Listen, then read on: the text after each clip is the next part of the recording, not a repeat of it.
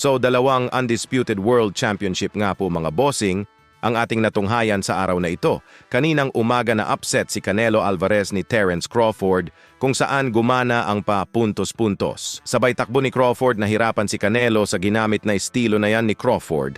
Kaya natalo si Canelo via unanimous decision si Terence Crawford na nga po ngayon ang bagong super middleweight undisputed champion at kauna-unahang boxing hero na naging 3-division undisputed champion sa new era. Samantala sa kakatapos naman na salpukan sa bansang Japan kung saan napanatili ni Naoya Inoue ang kanyang 4 na titulo sa super bantamweight. Ito'y matapos niya talunin si Murodjon Akhmadaliev.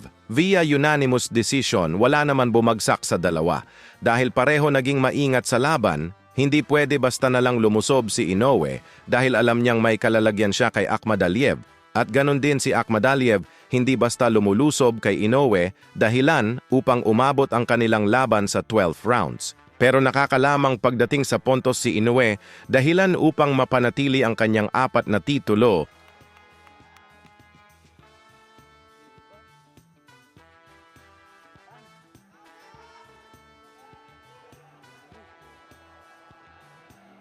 Ay, shit, ay, shit.